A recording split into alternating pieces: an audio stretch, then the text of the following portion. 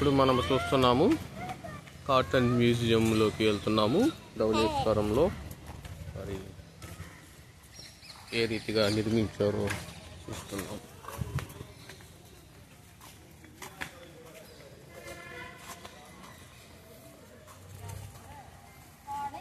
Engine చూడు, engine pyramid.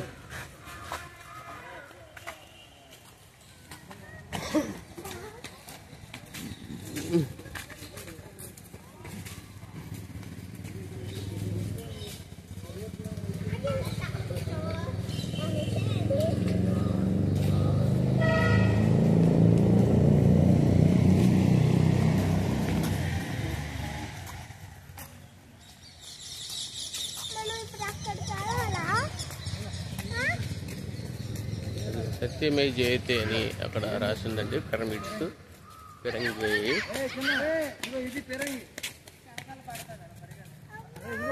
Barrage కట్టడానికి ఉపయోగించిన క్రెయిన్స్, మిల్లర్స్, అంత స్టీమ్.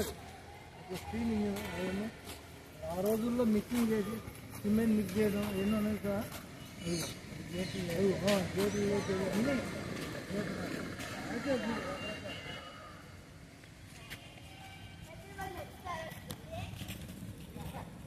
ఎద్దులు పండుగ ఇది పిరంగి చెప్తా.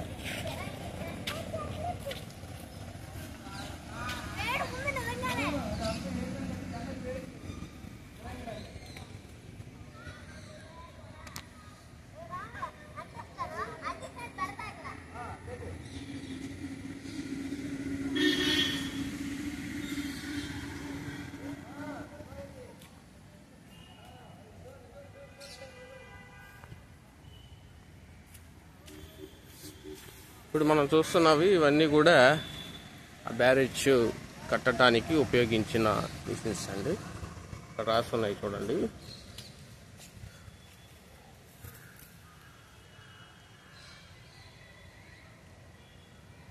రివిటల్ పంచింగ్ మిషన్. నెక్స్ట్ ఇది ఒక మిషన్ అండి. ఇది వచ్చేసి స్టీమ్ బాయిలర్.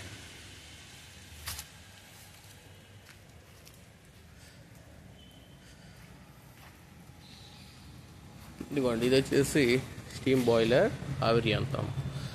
అదే ఇది కూడా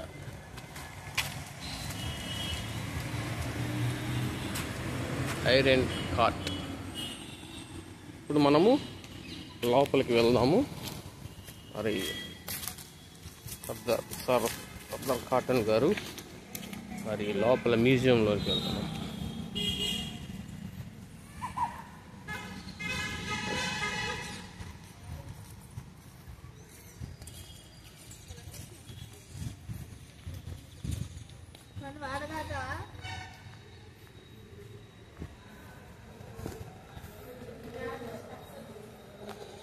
లోపలికి వెళ్తున్నామండి, మ్యూజియం లోపలికి. చూడండి,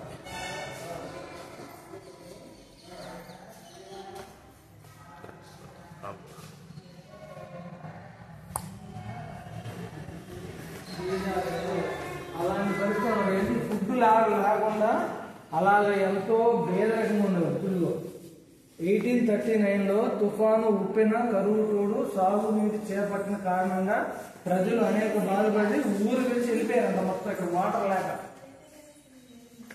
అర్థమైనా? గోదావరి బాగా భారీ తుఫాను వచ్చిందంట.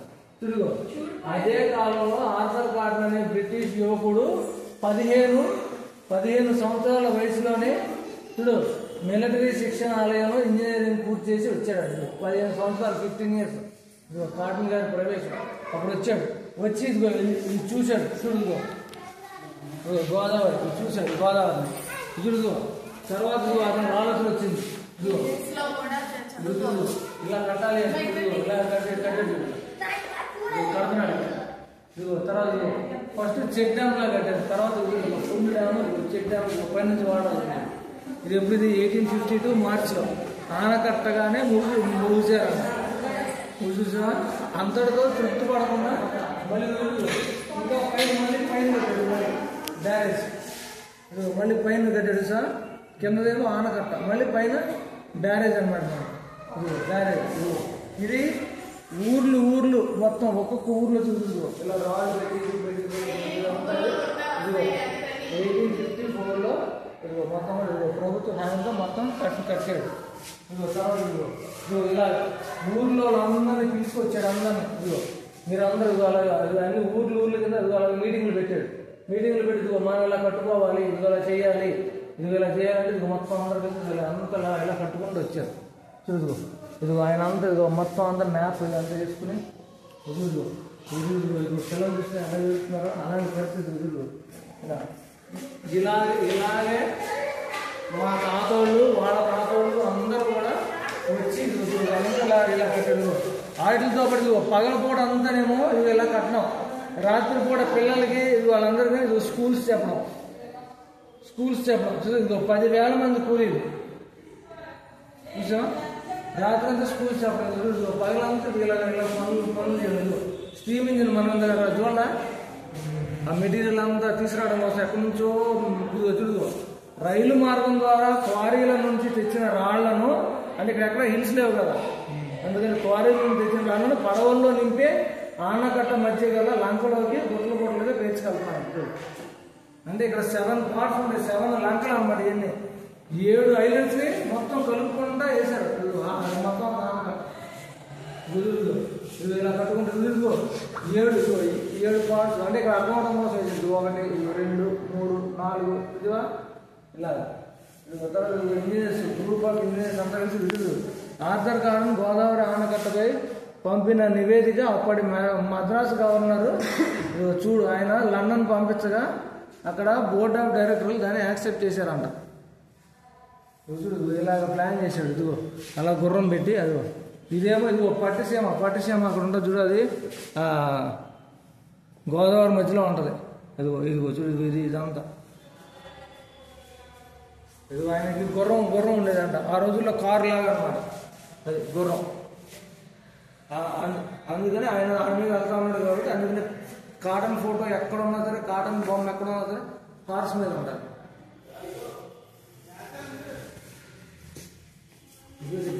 ఇది గోదావరి 7 పార్ట్స్ అలా వచ్చిన అలా అక్కడ స్టార్ట్ అయిన నాసిక్లో స్టార్ట్ అయిన గోదావరి అక్కడికి వచ్చేవాడికి రాజమండ్రి దగ్గర నుంచి 7 ముక్కలు నుంచి చిలింది. 1 2 పెద్దది, మళ్ళీ 3 4 5 6 7 మొత్తం 7 పార్ట్స్ కింద అయిపోయింది. ఇది బే ఆఫ్ బెంగాల్. ఈ మధ్యలో ఉన్న ఈ గ్రీన్ పార్ట్స్ అంతటి కూడా కోనసీమ అన్నారు. ఈ మొత్తం ఇదంతా కూడా ఫుల్ కోనసీమ అన్నమాట. ఇదంతా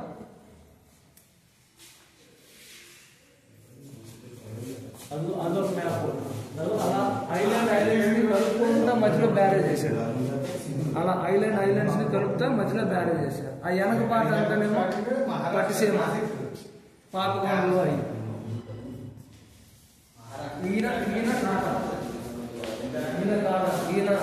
ఈయన ఈస్ట్ వెస్ట్ గోదావరికి ఒక ఆంధ్రప్రదేశ్కి ఈయన ఒక దేవుళ్ళ పిలుస్తారు ఇక్కడ.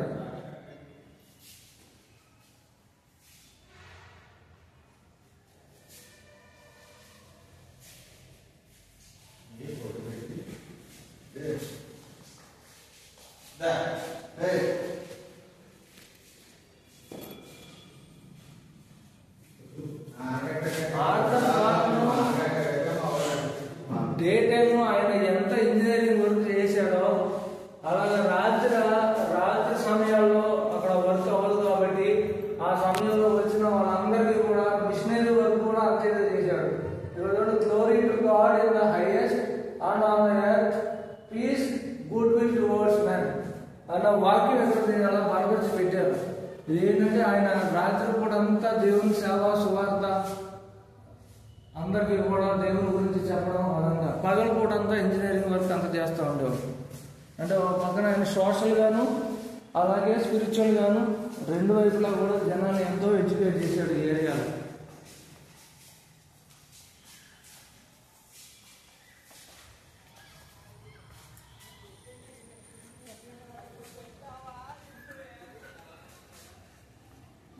ఇది ఆ రోజుల్లో ఉపయోగించిన పనిముట్లు, ఇది ఆ రోజుల్లో ఉపయోగించిన శాంపిల్ పీస్.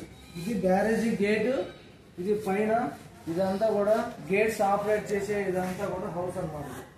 ఇలా వెనక వైపు చూస్తే మీకు ఇంకా క్లియర్గా కనిపిస్తుంది. వెనక పక్కన ఇది వెనక పక్కన ఇలా గేట్ ఇలా ఆపరేట్ చేసేది, ఇలా పైకి లేపేది, ఇలా క్లోజ్ చేసేది. ఇది బ్యారేజ్ గేట్. ఇది ఆ లోపలికి బయట నుంచి వచ్చిన మెటీరియల్ అంతా కూడా ఆ బ్యారేజ్ కట్టడానికి లోపలికి తీసుకెళ్లాలంటే ఇలాంటి ట్రాక్స్ని ఉపయోగించి, ఇలాంటి గూడ్స్ని ఉపయోగించి దీంట్లో అంతా సిమెంట్ కానీ తర్వాత ఇంకా మిగిలిన ఇంకా ఇతర మెటీరియల్ అంతా కూడా తీసుకెళ్లేవాళ్ళు. ఇది లాకులు జస్ట్ ఇది ఒక మోడల్ అన్నమాట. ఇలాంటి లాకులు ఇలా చేసి బ్యారేజ్ నుంచి వాటర్లో వస్తుంది. ఇంట్లో నుంచి స్టీమర్స్ వెళ్తాయి, ఇంట్లో నుంచి లంచ్లు వెళ్తాయి, ఇంట్లో నుంచి ప్రయాణం కలుగుతూ ఉన్నది. ఆ రోజుల్లో అంతా కూడా నీటి ప్రయాణమే, బస్సులు లేవు, ట్రైన్స్ కూడా చాలా తక్కువ.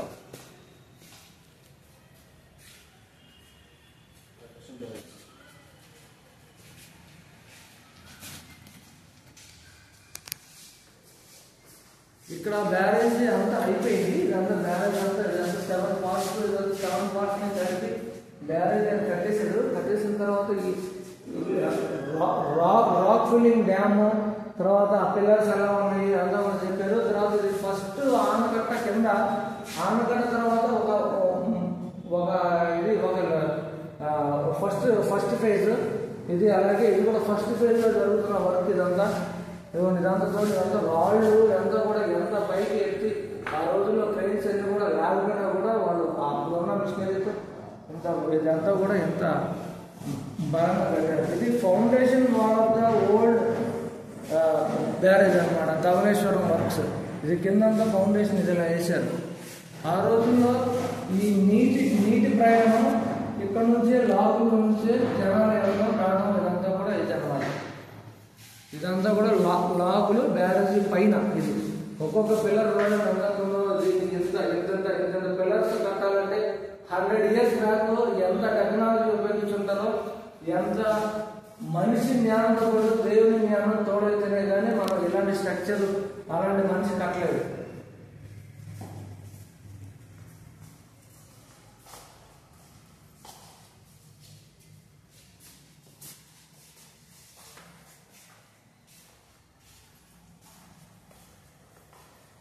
కాటన్ దొరగారు ఉపయోగించిన ఆ రోజుల్లో ఆయన విడిది చేసిన గెస్ట్ హౌస్ ఇది.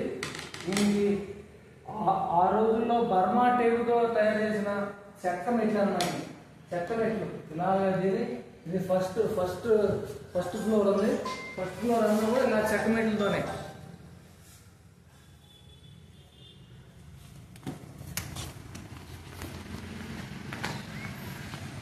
రైట్.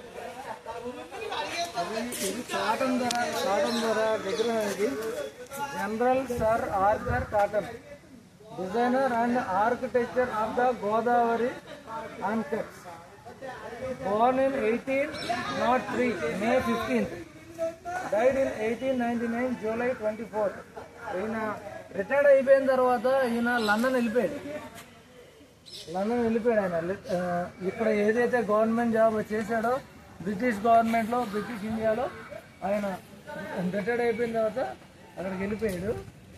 అయితే ఇక్కడ ఇంకోటి ఏంటంటే, ఈ గోదావరి జిల్లాల్లో ప్రతి ఓళ్ళు కూడా ఆయన్ని ఏమని కొలుస్తారంటే, నేటి దైవము మానవతయే, నీటి వనరులే జాతి సిరులని, జనుల కొరకే మనిన కారణ జన్ముడు నీవు అని చెప్పేసి ఆయన్ని అలాగ ఒక దేవుళ్ళలాగా పూజిస్తారు. అంటే దేవుడు కాదు, దేవుళ్ళలాగా భావిస్తారు అంతే. అంటే అంత మంచి చేశాడు, మా బతుకుల్ని అంత ఉన్నతంగా మార్చాడు అని. కాటన్ ఈ బ్యారేజ్ కట్టకపోతే ఇక్కడ ఎంత ఫెర్టైల్ ఇదంతా అవ్వదు. ఇంత ఫెర్టైల్ అవ్వకపోతే ఇక్కడ ఎంత రిచ్గా, ఎంత ఎకానమీ ఎంత డెవలప్ అవ్వదు. కాబట్టి ఇది నీవు పెట్టిన దీపమే అని చెప్పి చివరికి ఈ ఈస్ట్ అండ్ వెస్ట్ గోదావరి డిస్ట్రిక్ట్స్లో అందరూ కూడా కాటన్ని అలా కొలుస్తారనమాట, దేవుడితో సమానంగా. ప్రతి ఊర్లోనూ కూడా కాటన్ బొమ్మ ఉంటుంది. ప్రతి చోట కూడా కాటన్ గురించి చెప్తూనే ఉంటారు జనాలకి, తరతరాలు చెప్పుకుంటూనే వెళ్తారు.